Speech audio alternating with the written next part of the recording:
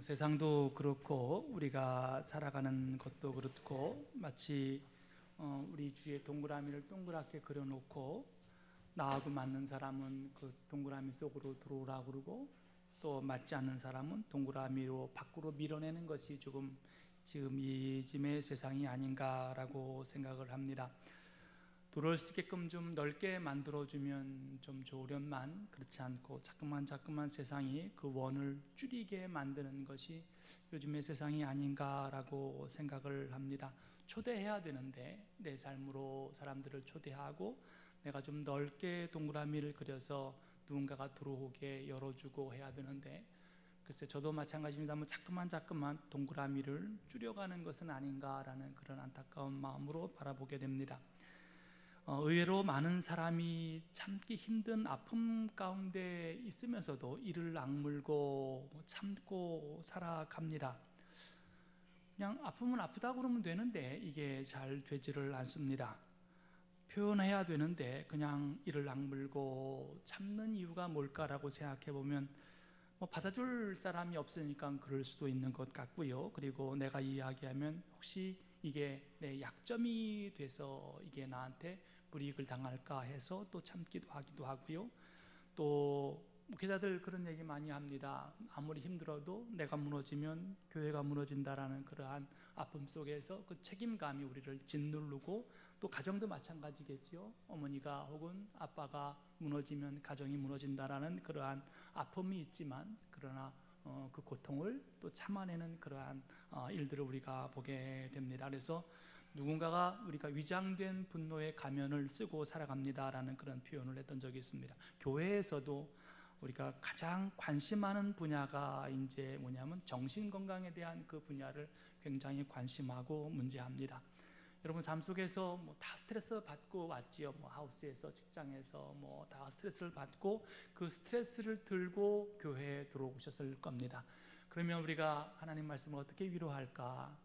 좀 더 마음이 녹여질 수 있을까? 그리고 편안한 마음으로 돌아갈 수 있을까라는 그러한 고민들을 교회가 참 많이 하고 그리고 저도 고민을 합니다. 어떻게 하면 우리가 좀 더 나은 마음을 가지고 신앙생활을 할까? 그런 거지요. 우리가 잘 아는 부분은 하나님은 고치시는 분입니다. 여호와 라파라고 이야기하지요. 예레미야 본문에 여호와께서 주여 나의 찬송이 오니 나를 고치소서 그리하시면 내가 낫겠나이다 라고 이렇게 기도를 합니다. 다른 번역을 보면 야훼여 저를 어루만져 주시오 마음의 상처를 고쳐 주시옵소서 저를 붙들어 주시오 성한 몸이 되게 하여 주시옵소서 이렇게 고백을 합니다. 하나님은 고치시는 분, 치료하시는 분이십니다. 마음을 어루만져 상처에서 회복시켜 주시는 분이고 치료하시는 분, 우리가 하나님을 여호와 라파라고 이야기합니다. 신앙인인데 왜 불안과 우울과 고통 속에 살아나갈까요? 우리는 그리스도를 통하여 하나님의 자녀로 되는 큰 은혜를 입었습니다. 이 세상이 모르는 기쁨과 평화를 가지고 우리가 경험하며 살아갑니다. 한편으로는 이 세상이 불안전하지 않습니까? 그 불안전한 인간으로 살아가기 때문에 우리가 그 일을 겪어나가면서 살아갑니다. 늘 예수 안에서 감사와 기쁨으로 살아가십시오라고 끝없이 이야기한 사도 바울도 고린도후서 12장에 보면 육체적인 질병을 통하여 고통받고 아파하고 힘들어했습니다. 열왕기상 19장을 보면 위대한 선지자 엘리야도 정신적인 우울증과 탈진으로 고통을 하면서 하나님 나를 죽이십시오라고 그렇게 고백을 합니다. 왜 우리가 이렇게 어두운 측면이 있을까요? 이해하기 어려운 그런 부분이기도 합니다. 한국교회 트렌드 2025라는 책을 보고 깜짝 놀랐습니다. 이제 한국교회 통계를 내서 발표하는 그러한 책이거든요. 그리스도인들이 100명이 만약에 있다면 자기가 우울증에 시달리고 있다고 이야기하는 답변한 사람이 25명이라고 합니다. 그리고 나는 불안하다고 생각하는 사람이 22명이고요. 자기가 중독되어 있다라고 고백하는 사람이 7명이라고 합니다. 절반 이상이 이제 고통스럽고 힘든 삶을 살아갑니다.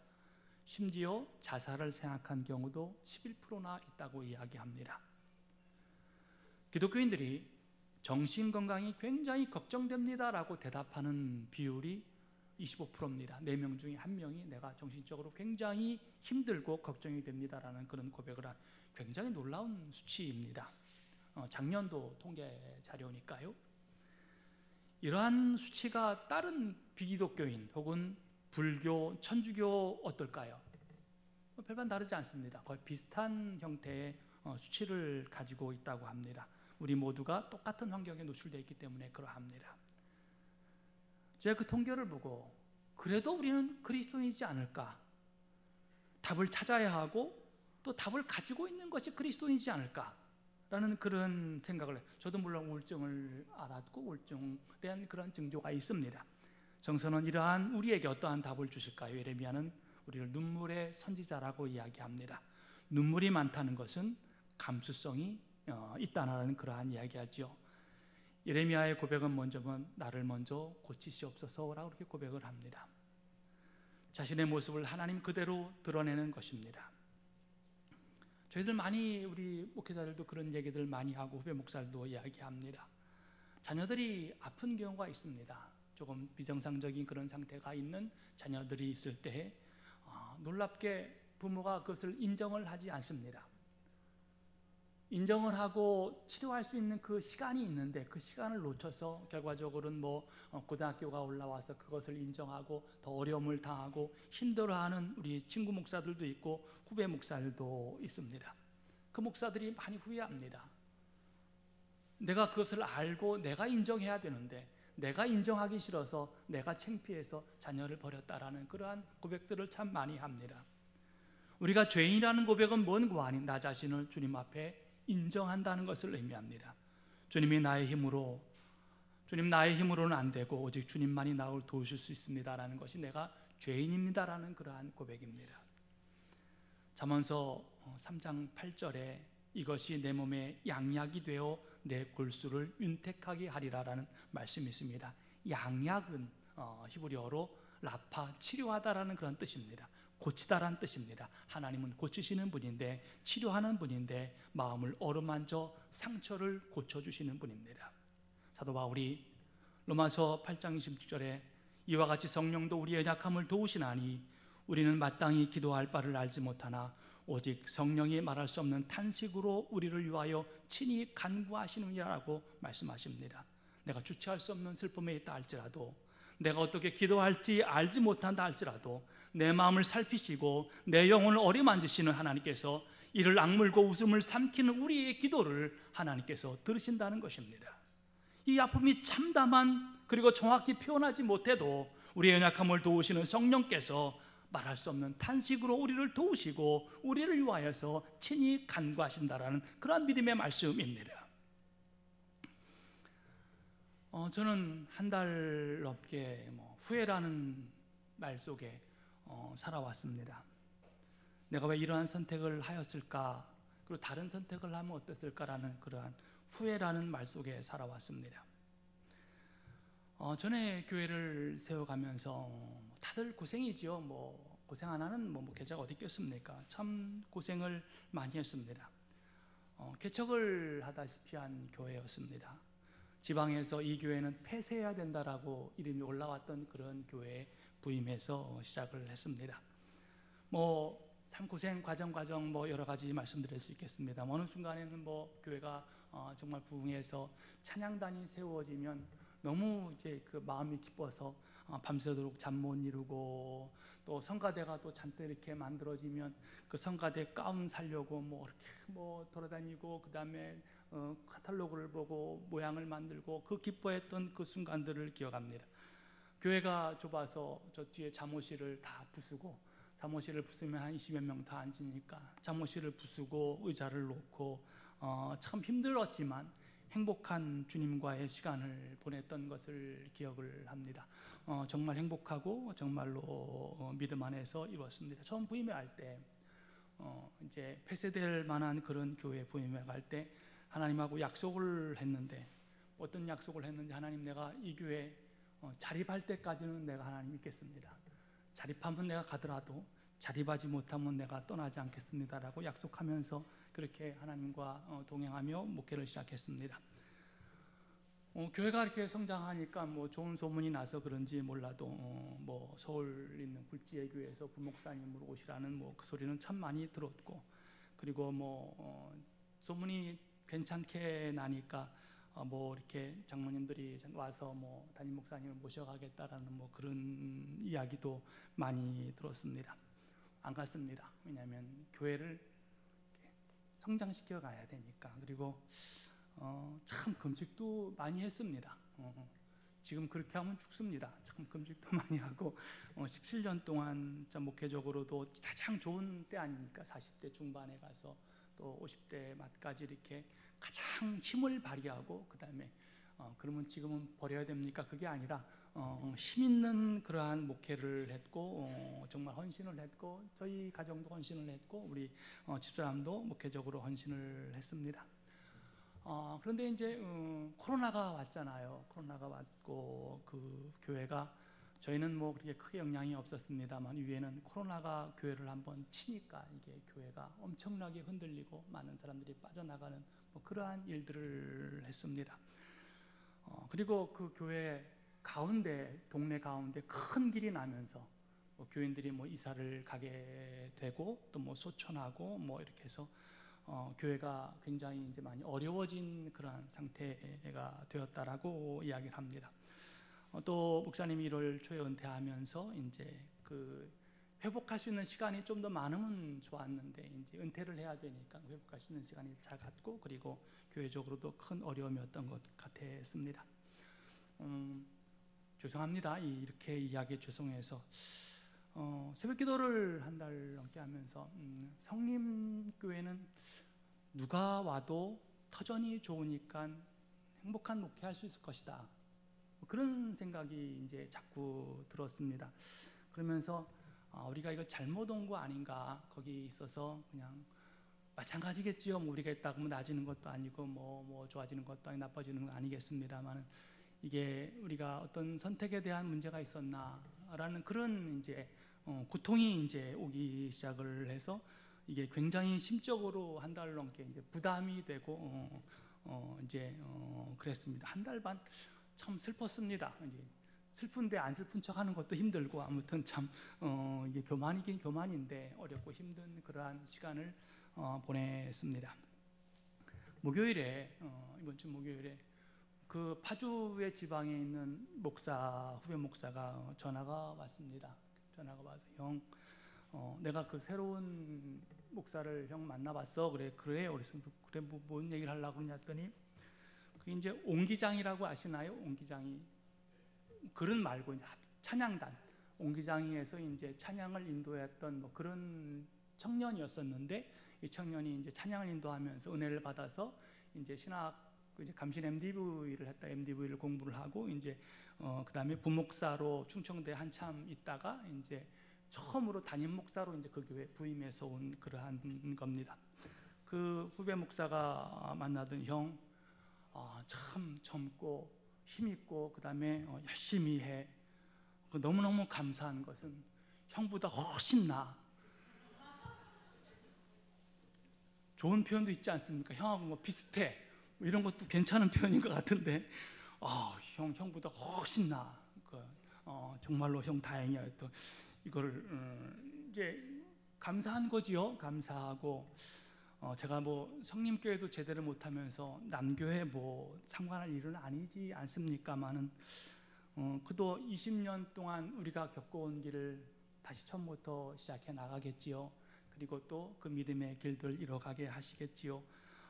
근데 참 하나님은 치료하시는 하나님이시다라는 그런 고백을 할 수밖에 없는 것은 뭔가 하니, 형보다 훨씬 나, 이 말이 굉장히 하나님께서 나를 치유하시는 여호와 라파라는 느낌을 주셨습니다.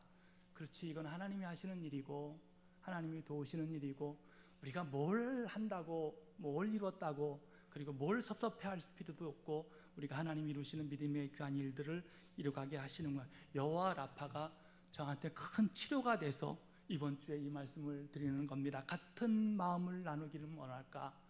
하나님께서 우리에게 속상한 마음도 주시고 힘든 마음도 주시지만 우리를 치료하시는 하나님이시지 않나라는 그런 고백입니다. 시편 30편에 이런 기도가 나옵니다. 여호와여, 내 하나님이여 내가 주께 부르짖음에 나를 고치셨나이다. 주의 성도들이 여호와를 찬양하며 그의 거룩함을 기억하며 감사하라. 그의 노여움은 잠깐이요 그의 은총은 평생이로다. 그의 노여움은 잠깐이지만 그의 은총은 평생이라고 합니다. 평생 은총, 이 말이 다윗 한평생 은혜를 갖고 회고하는 말씀 중에 하나입니다. 큰 죄를 지기도 했습니다. 감당 못할 슬픔도 겪었습니다. 사울에게 쫓기는 등 여러 가지 어려움을 겪고 일평생 돌아보니까 하나님의 노여움은 잠깐인데 은총은 하나님 평생이었습니다라는 그런 고백을 합니다. 다윗이 하나님께 부르짖었습니다. 하나님은 들으셨습니다. 그리고 응답하셨습니다. 이것이 구약의 기도 신학의 가장 기본적인 말씀입니다. 하나님께 부르짖었더니 하나님은 들으시고 하나님은 응답하셨습니다. 이것이 구약이 가지고 있는 기도 신학의 가장 중요한 주제입니다. 우리가 일평생 은총 속에 살아갑니다. 자신의 것이라고 착각하기도 하고요, 때로는 하나님에게 화를 내기도 하고 나 자신에게 화를 내기도 하지만 주님은 우리를 평생 은총으로 사랑해 주셨습니다. 마가복음 9장 50절에 보면 예수께서 소금은 좋은 것이다. 그러나 소금이 짠맛을 잃으면 너희는 무엇으로 그 짠맛을 내겠느냐라고 주님께서 말씀하십니다. 그러면서 너희는 너희 가운데 소금을 지니고 서로 화목하게 지내어라 라고 이렇게 말씀을 하십니다. 참 재밌는 말씀입니다. 소금이 짠맛이 있어야 서로 화목하다라는 말입니다. 이게 선뜻 이해가 안 되지 않습니까? 우리가 신혼 그러면 영어로 허니문이라고 합니다. 단맛을 내는 그러한 표현이라는 것이요. 우리 인생살이에서 화려한 순간 우리는 달콤한 것 그리고 아름다운 것 이렇게 이야기하지 짜다고 얘기하지 않습니다. 우리 신혼집 가가지고 야 짜다 그렇게 얘기하지 아니하고 이렇게 깨냄새 난다 그렇게 이야기하지 않습니까? 예수님이 그 입맛이 독특한 것인가? 그렇진 않을 것이지요. 우리의 삶에도 쓴맛이 필요하다는 말씀인 것 같습니다. 우리가 매일 인생의 쓴맛을 경험하고 살아갑니다. 흔히 철이 없는 사람을 두고 우리가 어찌 인생의 쓴맛을 경험하고 하지 못했냐 그렇게 얘기를 합니다. 흔히 철이 없는 사람 혹은 직장에서 조직의 쓴맛을 경험하고 달콤할 것 같지만 사랑도 예외가 아닙니다. 단맛이 농축되면 여러분 쓴맛이 나온다고 하네요. 여러분 코카콜라고 농축하면 아무도 못 먹습니다. 단맛을 농축하면 쓴맛이 난다는 거지요. 인생의 쓴맛, 이것을 우리가 어떻게 받아들이냐에 따라 다릅니다. 많은 사람들이 100% 순수한 행복, 100% 순수한 단맛, 이걸 꿈꾸며 살아갑니다. 여러분 그러나 그런 건 어디도 없습니다. 인간의 숨을 한번 돌이켜 보십시오. 정작 자신의 필요한 몸은 우리가 호흡하면 산소만 필요합니다. 그런데 산소만 들이마시나요? 그렇지 아니하고 질소, 이산화탄소, 우리 몸에 전혀 필요치 않는 것을 함께 들여 마십니다. 왜냐하면 우리가 100% 순수한 산소만 들여 마시면 그 산소가 우리를 태워버리기 때문에 죽습니다. 생명의 기본인 숨은 그렇게 인생의 쓴맛과 단맛같이 단맛도 들여 마시고 쓴맛도 들여 마십니다. 우리가 주를 따라가는 삶을 살아갑니다. 모든 사람에게 열려진 삶을 우리가 살아갑니다. 우리가 이길 수 있는 것은 뭔가 하니 그 순간에도 하나님이 나를 고칠 수 있다라는 그러한 고백입니다. 하나님이 우리의 직분을 고치거나 파기하지 않습니다.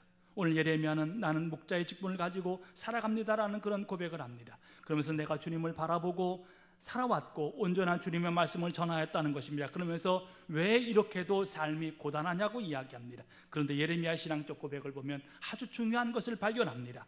내가 너무 힘드니까 주님 나를 고치십시오 그렇게 이야기하지 아니하고 주님 나를 고치십시오라고 먼저 이야기하고 자기의 삶을 이야기합니다. 이건 다른 겁니다. 믿음은요 주어를 가지고 살아가는 겁니다.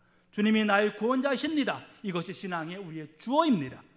나를 고치십시오 주어가 예레미야가 가진 것처럼 우리가 신앙의 주어 주님은 나의 주님이십니다라는 그 신앙의 주어를 가지고 살아가면서 우리가 일어난 일을 해결하고 믿음의 삶을 살아가고 그리고 신앙의 치유하심을 우리가 경험하고 살아간다는 것입니다. 예, 우리가 처음에는 그렇게 살았습니다. 교회 가면 어떻게 한번 해볼까?